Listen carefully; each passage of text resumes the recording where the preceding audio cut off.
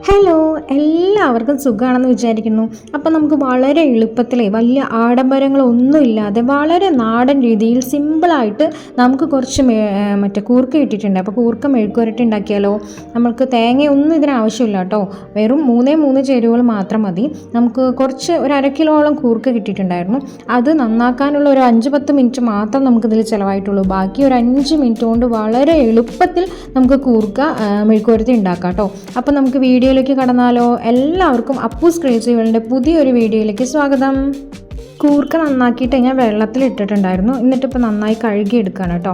ആദ്യം കൂർക്ക ഞാൻ ഇങ്ങനെ ചിരണ്ടിയാണ് കേട്ടോ എടുത്തത്. ചിരണ്ടി എടുത്തിട്ട് നന്നായിട്ട് വെള്ളത്തിലിട്ട് അതിൻ്റെ ആ കറയൊക്കെ ഒന്ന് കളഞ്ഞിട്ട് അത് നമുക്ക് പിന്നെയും വെള്ളത്തിൽ തന്നെ ഇട്ട് വയ്ക്കാം. അല്ലെങ്കിൽ പെട്ടെന്ന് തന്നെ അതിൻ്റെ കളറ് ബ്രൗൺ കളറായിട്ട് മാറും കേട്ടോ. അപ്പം നമ്മൾ വിചാരിക്കും വീണ്ടും മണ്ണ് പോയിട്ടില്ല എന്ന്.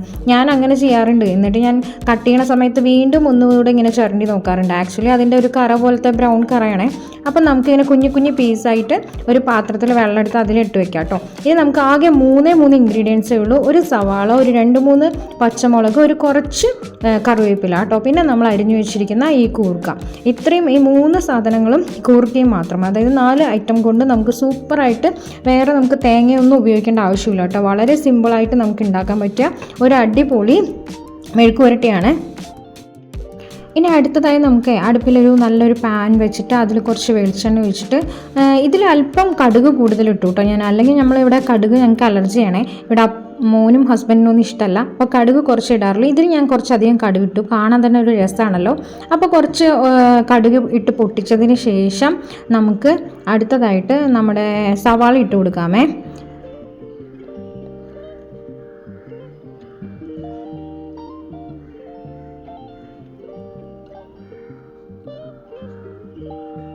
അങ്ങനെ സവാള ഒന്ന് ചെറുതായിട്ട് മൂത്ത് വരുമ്പോൾ നമുക്ക് നമ്മുടെ അടുത്ത ഐറ്റം ആയിട്ടുള്ള പച്ചമുളകും കറിവേപ്പിലയും എല്ലാം ഇട്ട് കൊടുത്തിട്ട് നന്നായിട്ടൊന്ന് മിക്സ് ചെയ്യാം കേട്ടോ.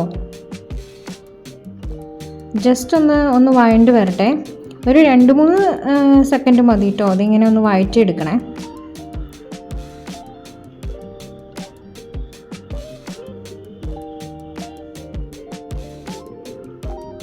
ഒരു ലേശം ഉപ്പിട്ട് കൊടുത്തു എന്ന് വെച്ച് കഴിഞ്ഞാൽ കുറച്ച് നന്നായിട്ട് വഴങ്ങും. അപ്പം ഞാനൊരു ലേശം ഉപ്പിട്ട് കൊടുക്കുന്നുണ്ടേ. അപ്പോൾ നമ്മുടെ പച്ചമുളകിലൊക്കെ കുറച്ച് ഉപ്പ് പിടിക്കുമല്ലോ.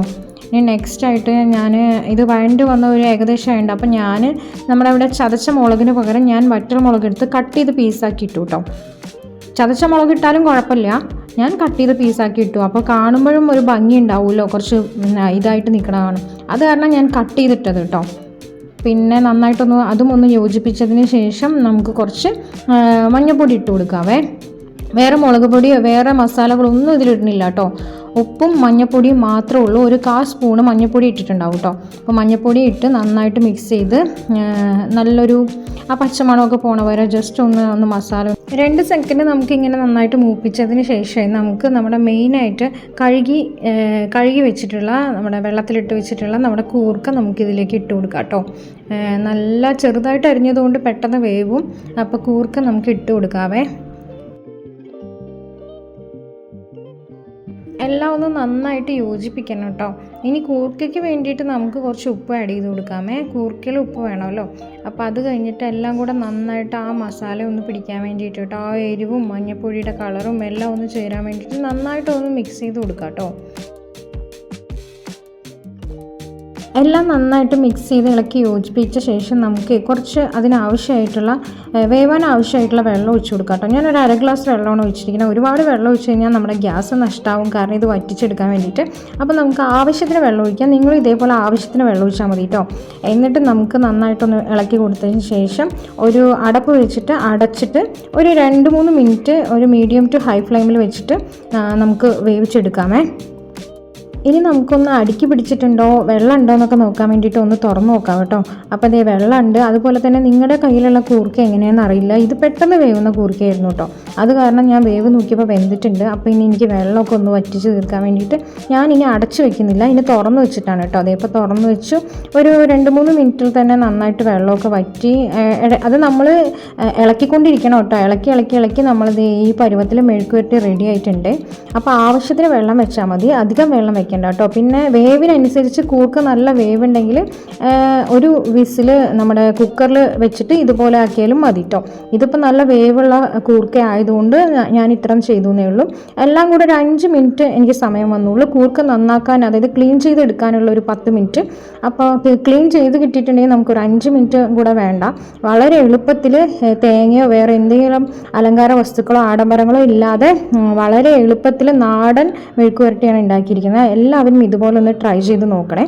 പിന്നെ കൂർക്ക കഴിക്കുന്നവർക്ക് ചിലവർക്ക് ഗ്യാസ്ട്രിക് പ്രോബ്ലം ഉണ്ടാകും. അങ്ങനെയുള്ളവർക്ക് കുറച്ച് വെളുത്തുള്ളി കൂടി ഇതിൽ ചതച്ചിട്ടിട്ടുണ്ടെങ്കിൽ നല്ലൊരു സുഖമാണ് കേട്ടോ. ഞാനത് ആഡ് ചെയ്യാൻ വിട്ടുപോയതാണ്. അപ്പോൾ വെളുത്തുള്ളി ഒരു 5-6 അല്ലി കൂടി ഇതിൽ ആഡ് ചെയ്തിട്ടുണ്ടെങ്കിൽ നല്ലൊരു ഫ്ലേവറും മണവും ഗുണമൊക്കെ കിട്ടുന്നതാണ്. അപ്പോൾ ഇതുപോലെ എല്ലാവരും ഒന്ന് ട്രൈ ചെയ്ത് നോക്കണം. അപ്പൂസ് ക്രേസി വേൾഡിൻ്റെ പുതിയൊരു വീഡിയോ ആയിട്ട് വരാമേ. എല്ലാവരും അഭിപ്രായങ്ങൾ കമൻറ്റ് ചെയ്യൂ, ലൈക്ക് ചെയ്യൂ, സബ് ചെയ്തിട്ടില്ലെങ്കിൽ ഒന്ന് സബ് ചെയ്യൂ, സപ്പോർട്ട് ചെയ്യൂ. അടുത്ത വീഡിയോ ആയിട്ട് വരാമേ. താങ്ക്